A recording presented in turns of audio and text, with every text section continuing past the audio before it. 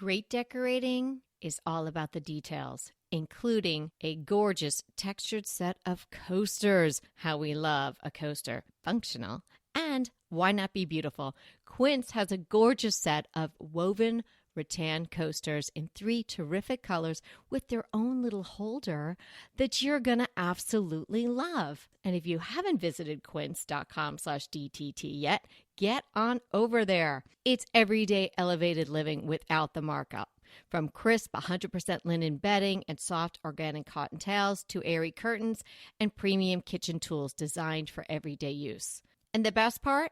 Like Quince's clothing, their home goods are half the cost of similar brands. By partnering with top artisans, Quince cuts out the cost of the middleman and passes the savings on to us.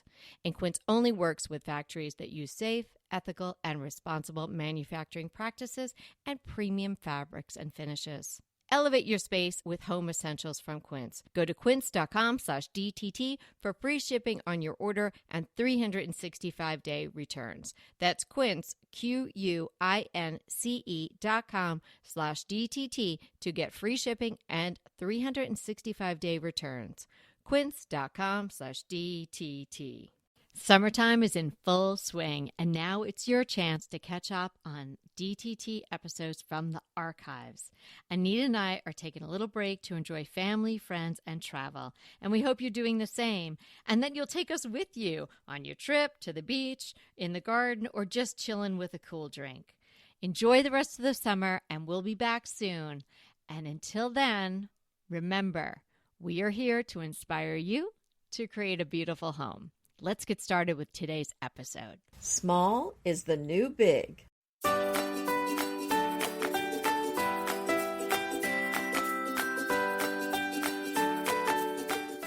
I'm Anita Joyce here with Kelly Wilkness, and this is Decorating Tips and Tricks. Today's episode is Downsize Without Regret. And we know so many people that are downsizing for various reasons, and we thought it would be good to discuss some tips on how to do that. There's so much about downsizing, and it is not just for a certain point in your life. It is for everyone, no matter what stage you are in your life, because we all suffer now from overabundance. It's just too much. We have too much stuff, and that stuff weighs on you. So no matter whether you're at a point in your life where you don't need the size house you used to, you may just want to think about downsizing no matter what point you are in your life. Well, it's so interesting when you think about having a smaller space. Yes, you have less room for stuff, but think about it. Less to maintain, less stuff that you need to buy for your space, smaller utility bills, it's easier to find things. It's just kind of less stress. I mean, I'm just thinking about even cleaning. Those baseboards. Those baseboards. No, I got my baseboard buddy. You're okay. You know, it's some law, it's not Murphy's Law, but it's a law where that work assigned to employees tends to fill up the time given to the employee to finish the work. Mm-hmm. Yes. And it's the same way with stuff in your house. The bigger your house is, the more stuff. You're just going to end up filling up all the closets. Yeah, people are amazed that they do that. So I wouldn't worry that, all my stuff's not going to fit in a smaller house. You have all that stuff because you had space for it. And downsizing has certainly been a trend in the last maybe 8-10 years. You don't have to look any further than the tiny house craze to see that that is absolutely true. There was a point in time where these mega houses were going up, and I think a lot of people were evaluating themselves and maybe their neighbors by the amount of square footage they had. And that is unhealthy on so many levels. So I really applaud the whole trend of downsizing, making your home more manageable, using all the space you have. If people are listening and they have space in their homes that they don't use at all, try to find a way to use it. It's kind of bad juju not to be using all the rooms in your home. You should be getting in there. Go in there and read a book if you're not in there on a regular basis. And if you find that you have a lot of space that you're not using, maybe you want to consider downsizing. And we have so many great tips and ideas for you today. Kind of what you're saying, too. We have a study in this house, and I was always working at that large computer. And when I finally got a pretty fast gaming computer that's a laptop that was fast enough to do all the stuff I needed to do, I really don't sit at the big computer anymore. So I really don't need to study anymore. And we used to do a lot of entertaining where it was nice to have a dining room and a breakfast room and the stools in the kitchen. But, we don't do it a lot anymore. So really one seating area is enough for us. So you can go down to a smaller space if that's something that you want to do. Yeah, and you just have to really be thoughtful about how you use the space. Tiny homes are probably not realistic for most people, but less space used in a more productive way is a really great way to live. As Anita mentioned earlier, you have less responsibility, less to care for, less cost, and it takes less time. And what do you get more of? What's the positive? Oh, you get more freedom. You get more flexibility. More you time. Get, more time, and you get more money for other things. That's right. Like if your house needs to be painted and you're doing it or you're paying someone to do it, it's going to be less expense, less time if the house is smaller. Things like that. Or if you want a house with lots of details, it's a lot more affordable to have it in a smaller house than a really large one. So I think there's a lot to be said for a smaller house, and I'd certainly be interested in moving to a smaller place. I'm down with that. You're down with downsizing. I love it. So the mores sound pretty good to me. And I like what you just said about if you want a home with a lot of detail. And we don't necessarily mean gingerbread like I happen to have because I have a Victorian, but all kinds of great detail. Maybe more expensive wallpaper, maybe more expensive molding. Maybe you finally get the floor that was salvaged from a barn in Vermont. Whatever you're into, you can probably get more of that. And again, another more if you're in a smaller space. I would prefer to have a home that's on a smaller scale, but it's done just the way I want it. Or, close enough, as close as you can get within the budget. Exactly. And I'm even thinking like if you wanted to wallpaper your bathrooms, they're going to be smaller or you're going to have fewer of them. So I think we've covered why you might want to do this. I think let's talk about kind of how you do it now, because I think there's kind of the how are you going to downsize your stuff, and then how do you work with a space that's smaller? What's your first tip, Kelly?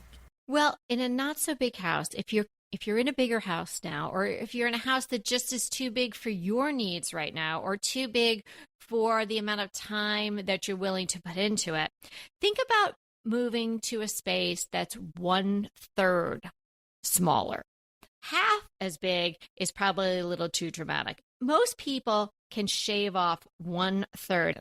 In preparation for this episode, I listened to a really interesting TEDx talk about just this by an architect. Studies show, or at least their research showed, that most people don't even really notice if 1/3 of their square footage is shaved off when they downsize. So that's just a general number to keep in mind. If you are, in fact, in the market for looking around for homes, you can see what the square footage is, slice 1/3 off, and you could start looking at homes in that range, because most people don't even feel the impact of that. Oh, I like that idea.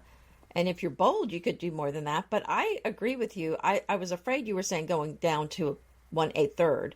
And that made me wince. But when you said just shave off 1/3, I thought, oh, Shave that off seems 1/3. so Yeah. doable. And like I said, if we just took off our dining room and our study, that might be it right there. And Exactly. I wouldn't even miss them, really. Yeah, absolutely. So I think that's a great thing to think about. Well, once you have selected the house, you're going to have to kind of think about how much space you have before you even think about what you might be getting rid of. I think you really need to look at what you're working with. And so I would do that drawing on the paper of the space that you have and of all your pieces to see what's going to fit and where. And this is really not something that I would skip. I think it's very important to make sure you know exactly where everything's going, because you don't want to pay movers to move stuff that are just not going to work in your new house. So I think that's something to keep in mind. You can do it on paper or you can do it digitally, but I think that's a very important step. And then once you have that, then you can kind of go into what things you're going to get rid of. And the magic of a smaller house, although you've got the less square footage, as we've discussed, it can actually feel bigger and more spacious because you're using all of the rooms, you're using all of the areas. And so your spaces feel like they have substance. You're occupying them. They have purpose rather than just having extraneous guest rooms or, in Anita's case now, a study that they're really not using. So you're looking for quality over quantity. And you're going to have to think about, if you're going to look for another home, I mean, you're obviously not going to shave rooms off the home you have, right? So you're not going to, nobody renovates off. Exactly. Most of the time, you're not removing anything. So you're probably going to be looking at a different home, or, and I want to talk about more about this at the end, thinking about the home you're in a different way. Because if you're in a home that's on the smaller side and you think, oh, if I only just had more square footage, I would be more impressive to my neighbors, or I would be able to be more organized, or I would be able to fill in the blank. That is not true. So be happy where you are, but we'll talk a little bit more about that at the end. But if you're moving to a smaller home, think about how you're going to flow through the space. Anita just gave you some great tips about the furniture or pieces that you might be taking with you, but really analyze how the house is laid out and think about how you can maximize all the rooms. While you're doing that, try to think of ways to have multifunctional rooms. So maybe it's a study, but it's also a spare bedroom. Maybe the dining room is also your home office. I think there's a lot of ways to make one space work for more than one purpose, because usually you're not using it for both things at the same time. So I think that there's a lot of ways that you can, and a lot of times there's a bedroom that people have that's extra that nobody's in. There's your study right there. But also put a day bed in there, and then you can use it for both. The other thing I wanted to talk about, because as we're talking about downsizing, we really are probably going to be getting rid of stuff. I mean, I think that's part of this. And I really wanted to talk about that mindset of getting rid of stuff, because so many people, I think, have a really hard time letting go of things, and you're going to have to do that. It's just not all going to fit in this smaller space. And I've even had people ask me, how do you get rid of stuff? Because they know I'm a collector. But it's you can't hold on to everything so tightly like that. I think we really have to change the way we think about stuff and not hold on to things so tightly, because then this is going to be a very painful experience for you if you don't have the ability to let go of things. And I wanted to just mention 3 benefits that I always think about when I'm getting rid of stuff. The first one is the joy of giving some of my things to someone I know will love them. So if you do have some things to get rid of that you are having a hard time with, is there somebody that you know would adore having it? And the joy of giving it to someone who needs it, the joy of giving it to someone who appreciates it, that's no small thing. That's really something that's going to make you so happy. So I think that's something to keep in mind, that although you're not going to have the joy of owning it, you're going to have the joy of seeing someone else enjoy it.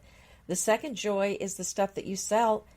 Ching, ching. You're going to get cash for that, or find a way to get some cash for that. But so then that's that benefit. And then third thing is just the decluttering of your house. So those are the 3 benefits that I always keep in mind when I'm getting rid of stuff. You're so right on all accounts. And it really is very important to be able to get a good perspective on the fact that it is just stuff. It's just things. And it can be very burdensome for people to have so many things. It's also just freeing not to have to worry about all that stuff and pack it up and drag it around with you and find another place for it. So I really do encourage you to take a hard look at your things, whether you're downsizing or not, and really consider whether or not those things are adding to your life or whether they just have become burden. I was with a client yesterday, right, Anita? We talked briefly, and I said, I can't talk loud. I'm walking into a client's house. We decided it was going to be ruthless with compassion. That was how I was going to approach her purging, because I helped her in her other house, and now she just brought all the stuff we never got rid of, and she brought it to this new house, and most of it's not working. So there was this particular very large framed print of some dogs, greeting card kind of dogs. Oh, my. Mm-hmm. this thing was big. Like, it could go over the back of a sofa. There was no way she was ever going to use this. I had it. I pull it away from her a little bit. She pull it back. And This is what I'm talking about. People have a hard time. I put it outside on the porch so we could move on to something else. I put it in my car and I told her I would take it. And I walked into the thrift store with this under my arm, and the woman ran up to me and said, "Oh, I have to have that. I'm a dog sitter." Oh my. This would be perfect for my house. Freed it into the world, and it brought joy to someone almost immediately. It was crazy. Oh. Well, I found in going through the closet looking for something the other day, my father-in-law's diplomas framed in these big frames. And I'm thinking, well, okay, I think I know how these got in here. But I was like, I didn't know we still had those. So I set them in the discard pile. They were moved out of the discard pile. Didn't he go to Yale? Yes. Well, yes, it's a Yale PhD. I guess that's why. I don't know. But I'm like, it's not even your diploma. Worthwhile framing. It's not even your diploma. Like, why are we keeping this? So, but I kind of convinced people that if we just took it out, so it had to be kept. I said, okay, what about if we just take it out of the frame? And, so it's just kind of a sheet of paper at that point, and you can kind of put it in a folder. Make it a scroll. You could tie it with a ribbon. Use one of your beautiful velvet ribbons in France. So I just kind of put it up with some other things that are kind of in a hold. So sometimes, I'll tell you with this stuff, if you have a spouse that can't let things go, you kind of put it in a let's think about it pile, and then and then that's kind of the, well, you haven't thought about it in a year, now it's well, you need to move it out of the house, or you do something like that. So I agreed that we would. But there was another frame of when his dad, when he lived in Switzerland, and I saw him eyeing it. I didn't get out of the house fast enough. I was like, oh no. Don't put that with the mugs next time. You have to do that on the I can't leave it on the porch night. Because then people say, what is this? So when we're talking about this excess stuff, I think an important thing to do is to identify and have a plan for where you're going to sell these things and who you're going to give them to. Before we moved here, the house actually is the same. It's the same size as our previous house, but because of the layout, all the furniture wasn't going to work. So I actually had to hire a moving truck that they filled. I mean, it's not one of those big ones, but it was pretty full of, that's how much stuff I got rid of. And they took it to a consignment store for me. And, I did quite well with that. That was a lot of cash that I was able to spend on some other things. So I bet you did. Yeah. My parents did that too. Yeah. When they moved from their house in Florida to Georgia, they did that. It was great. So that's really, and I know that's another thing people get hung up on, is they have a hard time finding someplace. So do some research, look for resale shops, consignment stores. If you can't find something, then there's always Craigslist. Right, but don't do what my client did and bring it all to your new house. Bad idea. So I think there is the stuff that you're ready to get rid of, but then there's that pile that you should get rid of, but you're not ready to. I think maybe keep that in a separate kind of holding space for when you are emotionally ready, because that stuff really does need to go. And if you are more in the purging, decluttering chapter in your life rather than downsizing right now, I would refer you to our recent Don't Deny the Urge to Purge episode. So if you haven't listened to that, we'll link that in the show notes for everyone. Hey, we'll be right back with the rest of the show, but keep listening so we can continue bringing you DTT.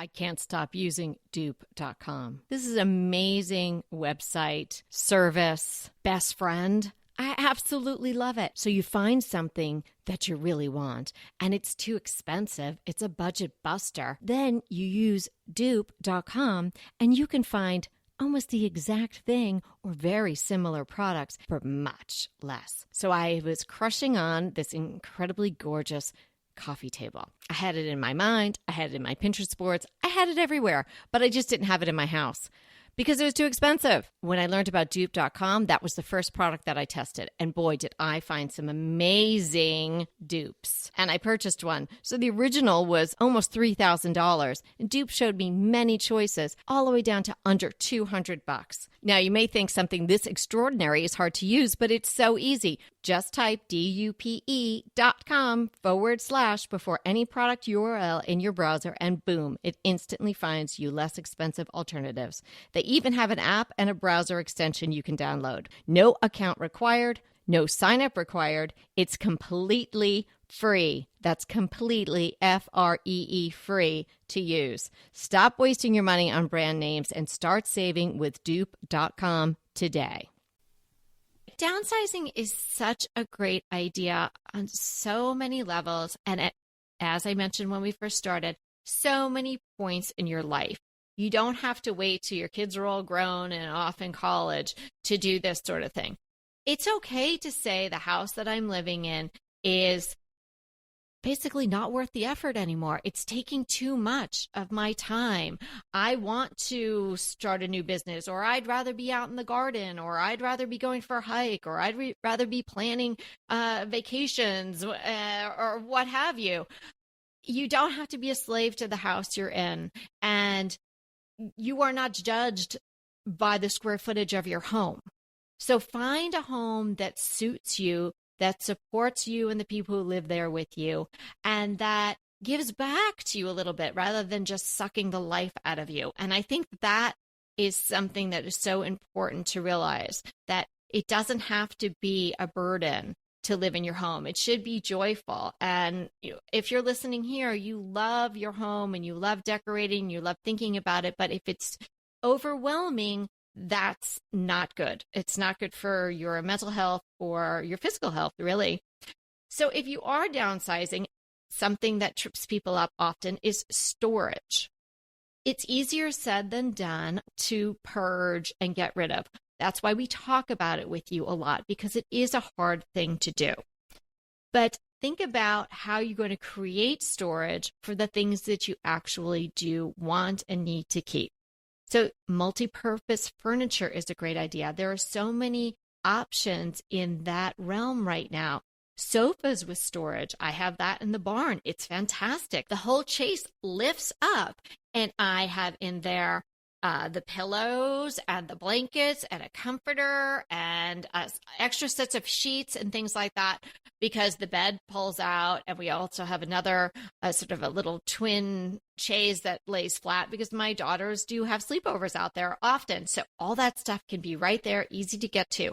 Benches with storage, a banquette in a kitchen area, or making a less formal dining area. Ballard has those banquettes already made. You don't have to have them done custom. Many of them open up. You can store all kinds of things right in there. And I don't know why people don't use day beds for sofas more. I love having a day bed in a study or even in a living room. You just kind of put enough pillows on, use it like a sofa during the day. There's some really good looking ones out there. And I don't know if you've seen the one I just bought. No. I'm going to have to look. It's on Instagram. I'll have to send you that.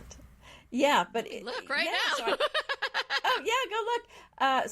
But there's really some beautiful day beds. You just stuff more pillows on, and then you can use them like a sofa during the day. Your dining room table, that can be a craft table. It can be a work from home desk at some time. Mm-hmm. You can replace side tables with small dressers, just anything like that where you've got more storage. Same footprint, but you've got all those drawers instead of just a table. And then as far as your table goes, go with a small table for whoever just lives in the house, and then, get one that has some leaves so that you can make it bigger when you have company. But when you don't have the company, you have more space and it's going to fit in there better with just a smaller table. So I agree with you so much. Multifunctional spaces and multifunctional furniture. Oh my gosh, this day bed is gorgeous. Oh, okay. Oh, so you hadn't seen it. It's beautiful. Now I'm really focusing on it. I'm like making it bigger. Hey, everybody has to go check out Anita's Instagram post. By the time you listen to this, it'll be a few squares back, but worthwhile looking at everything that she shares there. Anyway, it is gorgeous. Where did you get it? Well, it's Cedar Hill Farmhouse on Instagram. I bought that at House. That is my first House purchase, and it went very smoothly. Yeah, I've never made a purchase through there anywhere, but that is gorgeous. And it does not look like, because if you conjure daybed in your mind, sometimes you think of those white iron ones that look really frilly, like maybe they could be in a little girl's room. This is gorgeous. Well, thanks. Yeah, it's wooden, and it's kind of a French Louis XVI. It's upholstered on the sides and the back. Yeah, really good looking. If you like collections, so I have a massive display of dishes in this house. And so I know we're not going to live here forever. So I've already started thinking about, what am I going to do when I go to a smaller space? And because it really will make me sad if I don't get to see my dishes. And if we have we have that little farmhouse out in the country, which is actually, I think, a third the size of this house. Oh, so there we go. Yes, okay, it's a third. perfect. I can do it, but it is smaller. But there's no place there for me to display my dishes. Well, I finally bought this little baker's rack, basically. So it's an étagère, like we talked about, right? Open shelving with a marble countertop. I've displayed my dishes on there, out there, and not only did that add, but it's not big, but I just was able to find a little nook to put that in. But it makes me so happy seeing my collection of dishes, and then it actually provided a lot more storage because those are the dishes that we use. So there's a lot of things you can do. I think even if you don't have as much space, I think find a way to display some of your favorite things. Because, and it sounds like such a silly thing, but just being able to look at my dishes in the room, I'm not kidding. It really makes me so happy. And it's silly. I don't think anyone listening, and certainly not your co-host, thinks that that's silly. It's so important to be surrounded by the things that you love. Certainly not as important to be surrounded by the people and the pets you love, but the stuff that you love is really important too. And that is something that people should really listen to, because you're displaying them. You're not just squirreling them away and keeping them just for the sake of keeping them. And using them. And using them. Mm-hmm, mm-hmm. Right. So, so I think that's some value. You may feel like, oh, I'm losing all this stuff going to a smaller space. That's why I'm saying just make the effort to find some way to display those things that really are meaningful to you. It might be your favorite books, whatever it is. I think find a way to display those things, and maybe you need to get a bookcase in or something, but I think there's a way to do that. We've covered so many great tips and steps to downsizing without regrets, practical steps. But there's also steps that I think you have to work through in your mind and your heart. You really have to change your perspective. If you're struggling with the idea of downsizing, no matter what point you are in your life, or if you're struggling with the idea that you're in less square footage than for some reason you think you ought to be in, then really think about your perspective. And if you change your perspective on the home that you're in, then you're going to learn to love it. And you're going to find places to keep all the things that you need and the things that you love.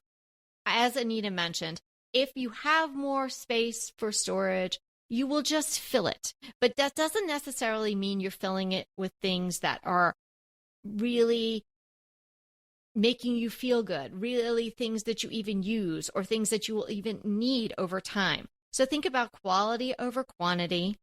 Really consider the design and the layout of the home. Definitely work towards multi-purpose spaces. And think about the sense of shelter that a smaller home brings. Why does everybody go in the kitchen when you have a party, right? Because they all want to be together in a smaller space. There's something about a smaller space. Think about a cottage in the Cotswolds or a little cottage in Nantucket or just a small-sized home that's just so charming and inviting. There's something really fundamental about that feeling of home on a smaller scale. Well, and now that you brought that up, I have a friend who lives in a, 10, 15,000 square foot house. I'm not really even sure. It's massive. And she came to my house a few years ago, and we drove through the neighborhood. And, my neighborhood's like yours. It's 100 years old. There's a lot of little bungalows from the early 1900s. And when she saw them, and I'm talking about houses that are about, about 1,000 square feet. When she saw those, she said, "Oh, I wish we lived in one of those." And I just looked at her. I said, "You're kidding, right?" She said, "No, it reminds me of my grandma's." She said, "I just love those." She goes, "I could just move in right now." Wow. That says a lot right there. So there you go. Yeah. Yeah. From a person who could be, I don't know, probably has an ice skating rink in her house and she wants to live in a little cottage. Yeah, pretty much. What is our definition for today? Well, I think this would work for somebody who's downsizing. It is a linen press. That is a piece of furniture that's a cupboard with shelves for storing linen and clothes. Typically, they were used for linen mostly because in the old days, most of these tend to be antiques, but they have doors typically on the top, and when you open that, there's drawers there for clothing. And then the bottom typically has drawers that pull out that you can also put linens in. Now, I actually have an antique French linen press, and it has doors on the top and bottom, and then it has shelves inside. So they're not all the same, but often these tend to be large pieces, kind of like the size you would think of as an armoire, but they have the shelves already built in. Because now, sometimes you can buy an armoire and it has shelves, but typically that has been converted from hanging clothes to the shelves for storing folded things. Yeah, absolutely. There were a couple of armoires left here. Actually, one in oh gosh, I don't even know how the guys got it down the stairs. But we put it out in the barn and I use it for extra quilts and the outdoor pillows and whatnot. And we put shelves in it, and that was really useful. Good to know about the linen press. And then when you see, you think it's an armoire and you open it up and now you'll know what it really is. That's great. There you go. I want to hear your crush. It's not a thing. So maybe it's more like a tip. There is a new location company called Studio Hive, and they are actively looking for beautiful spaces all over the country to then promote to photographers and brands who may want to film in your location. So it's super easy to sign up. I did. They approached me on Instagram. And as some of you may know, we have had our fair share of filming at this house. And it really is fun. And it can be pretty lucrative. So if you would like to check out Studio Hive, I will put the link in the show notes and let them know that I sent you by putting in My Soulful Home, because they're taking referrals right now. So word of mouth. So I am obviously able to connect with you by word of mouth through our podcast. So I wanted to share that with you. Anita, you should definitely sign up. You just never know. I mean, it doesn't happen often, but every once in a while we get a scout come and then we book a filming, and it's terrific. Oh, that sounds fun. I will do that. Why not? Yeah, definitely do it. How about your crush? It's on Netflix. It's a TV show called The Parisian Agency. No. It's a TV show about a family-run real estate agency. So I think there's 3 sons and then the parents, and they all have this real estate agency. They work out of their house, and they do it all together. Now, it's in French, but there are subtitles. But they deal with high-end real estate. Is it Paris. A reality show? Like, yes. so a real? Yes, oh, it's real. okay. It's real. So it's, well, you know how these shows go. I think I it's may have real. been working on a show like that with you. Yes, yes. But, I suspect some of the storylines are made up, if you know what I mean. Yeah. Because it's not, there's some storylines going on with them personally. I have no interest in that. Not that they're not nice looking Just people. show me the houses. I just want to see the properties. So I think they spend way too much time on that. I don't really care. The people that watch this kind of stuff, I'm thinking, I want to see the houses, or the chateaus or whatever. I don't really care about if your grandma is on a dating site. So, sorry. That's kind of interesting, though. Not interested in that. So, now here's the downside to it. Because it's in French, you have to read the subtitles. So, I'm reading the subtitles. Meanwhile, they're flipping through the shots so fast, I miss some pictures of what. So, I'm going to stop reading the subtitles when they're at the houses. Just enjoy. So I can just enjoy the photos, because, you don't really need to know all of what they're saying, because you get the gist of it when you're... I'm just there for the pictures. I kind of am. Check that out if you are interested in high-end French properties. Well, you may downsize to a French apartment or a Parisian apartment or something. So, in keeping with the spirit of our episode today. Yes, well, if you need help with your downsizing or with any decorating issue, Kelly and I would love to help you. We do this all the time, and we have lots of clients that have been very happy working with us. We do it virtually online. You send pictures, and we talk by phone and walk you through things. So you can find information about our consults at decoratingtipsandtricks.com/consults.